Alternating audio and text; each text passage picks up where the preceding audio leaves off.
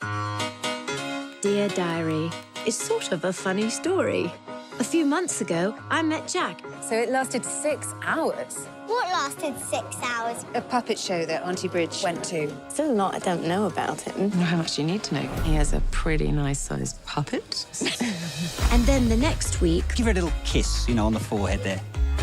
I was talking about the baby. Mark, my ex, and I had similar relations. Mr. Darcy. But I can't go back and keep making same mistakes.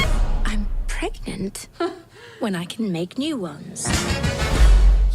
Hello and welcome to Frame by Frame. The only film and TV review show on the internet that supports single mothers, minorities, the majority of homosexuals and Italians. And it's hosted by myself, Nick. And Jim. And this week we're here to talk about Bridget Jones's Baby. So 15 years after the first Bridget Jones movie, Bridget Jones's Diary, Renee Zellweger is back. She's older and this time she's pregnant. But the thing is, we don't know who the father is. So you have no idea which of us is the father? Surely one of those dates is more likely.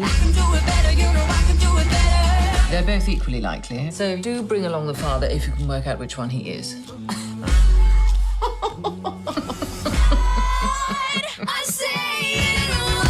For better or worse, fate has brought us together. Both of you, stop it. Brought you an iced tea. Thank you. I brought you a super juice. Oh, Let me carry that for you. thank you. Can I carry your phone? So Nick, the third instalment in the Bridget Jones film series, and there's a lot of familiar faces returning. You've got Colin Firth again, you've got Renee Zellweger obviously, but this time we've got someone else stepping into the Hugh Grant role. Yeah, no longer Hugh Grant, we've been greeted with Patrick Dempsey, who's playing Jack, one of the other love interests that Renee Zellweger's character Bridget has throughout the film.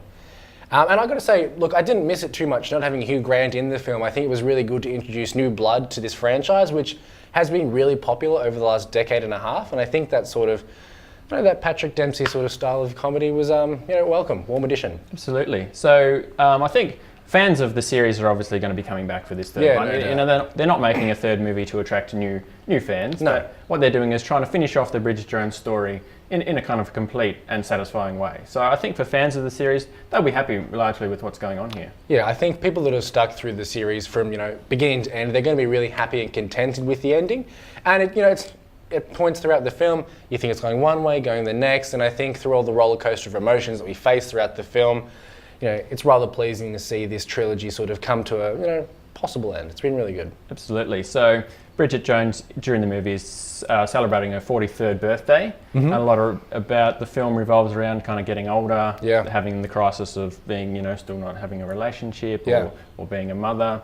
So it plays a lot off of those themes, a lot of themes of independence there. I think it was really good to take the film in another direction where I think a lot of, especially romantic comedies, which this film definitely falls into the category of, they want to paint the woman as needy of the husband, to help raise the child. But this definitely, sets about, I guess, the theme that you don't have to. You can be a single mother, you can raise a child. And whilst, of course, she does find love in the end, it sets about creating a character in Bridget that, can make it on her own if she needs to. Absolutely. So I found the start a bit slow, and I think maybe that was because of the trailer. I saw the trailer a week ago, and it really set up the whole premise of the movie quite neatly. Yeah. About the whole battle between the dads. Who's the dad? This guy, this guy. So the first kind of half an hour of the movie was just setting up that premise. Yeah. And I already knew that going in, so I found myself just saying, come on, get into it. I already know all this. Yeah, I found myself thinking that, sort of, as you're saying, like half an hour into the film, because you're pretty clear as to what's happening. Anyone who's seen the trailer, read about it,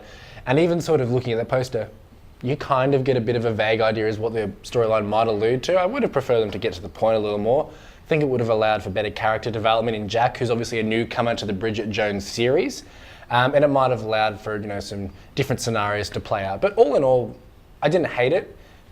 No film's going to be perfect in the way they get to sort of the crux of the main problem that they're facing, but I think it was relatively well done to a point, at least. Yeah, and I thought when they got to their main theme of kind of dueling dads, I thought there were some really funny moments. I thought there was an ultrasound scene that was quite funny. There was prenatal classes that they were going to where they were kind of battling each other, and there were some really funny moments there. It's really fun to see the two dads, competing, because it gets real competitive at certain points throughout the film, because towards the end when they start to figure out, look, there's another guy in the picture and we don't know who's going to be the best father, and they try to outdo each other. it does lend itself to some pretty comedic scenarios. Yeah, and there's even a bit of slapstick comedy. There's a moment where they're both carrying her through a revolving door that's quite funny. Yeah, that's great towards the end. That really destroyed the entire cinema. Everyone just sort of lost it at that point. Yeah, absolutely.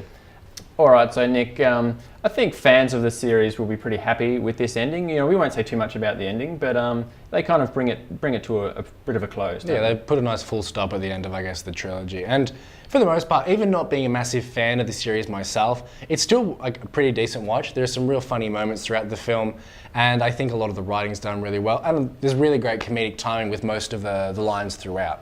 Actually, on the writing, Emma Thompson was one of the co-writers of the screenplay, and she had some of the funniest moments in the film, I thought, when she played the gynecologist. Oh, no doubt at all. When they sort of, again, the father's dueling it out, both having to go into the ultrasounds and Sis just playing along as if it is just the one father, I thought that was really well done. And who do we have here? I'm Bridget, and this is Jack, and this is Mark. Lovely. You're our second same-sex couple today.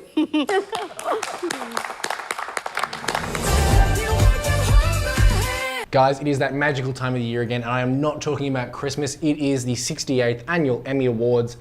Just been this past week, hasn't it, Jim? That's right. I was disappointed that we weren't nominated, but still, there was lots of worthy shows up there. Frame by Frame has been snubbed in its first year in existence, and look, feel free to petition that one. We know we will be.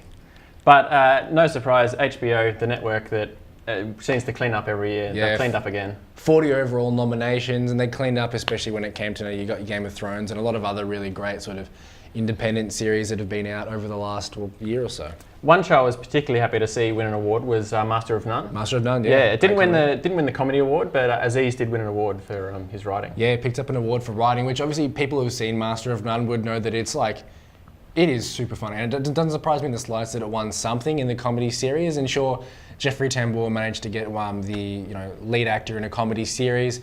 Sorry Aziz, maybe next year. But the one person I was really upset to see get snubbed for an Emmy nomination is Aziz Ansari's dad, who was in Master of None, which might be an obscure reference, but if you haven't checked out Master of None, go back and watch it, and then tell me that you don't agree that he deserves a nomination. Both his parents were fantastic, actually. It was a great show. I found the show just so relatable. All the situations in the relationship, it was just so real life. It's just like how a relationship actually does play out in the real world. Yeah. I thought that was just one of the strengths of the show.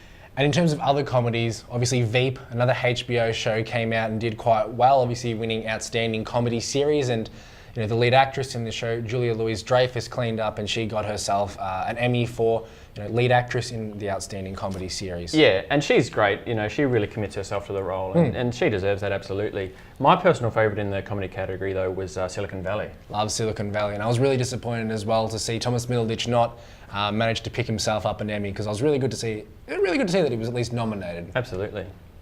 And still on comedy, the variety talk show, it was great to see John Oliver get some recognition, wasn't it? Yeah, last week tonight managed to pick up, most outstanding variety talk show, which same again, we've said it with obviously, some of these categories have clear winners. I'd probably agree in saying that last week tonight, one of the funniest shows out there right now. John Oliver is amazing, and they've got a really great writing cast. Dan Gerwich, just to name one of many, who are all fortunate enough to sort of pick up one as well. Yeah, that show is so good at making, dry kind of news stories. Just so funny, isn't it? It's made me a better person. I've watched a handful of episodes across the place trying to pick up, and you see lots of clips on Facebook, on YouTube and whatnot, and it's made me a better and a more well-rounded person just by knowing a little bit more. And it's made learning interesting. Absolutely. Which is a weird thing to say for a comedy, but it's made it interesting.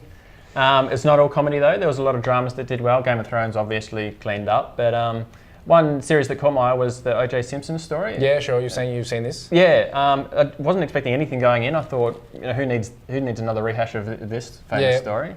But the writing was really good. They made it really engaging. The acting was fantastic. A number of the actors picked up awards. Sarah Paulson particularly was fantastic. Yep. And they made a story that everyone already knew about, really quite gripping and engaging. All right, guys, another Emmys in the books there. Hopefully we found something for you guys to go home and have a watch of. That's all we've got time for this week. And we'll see you again soon.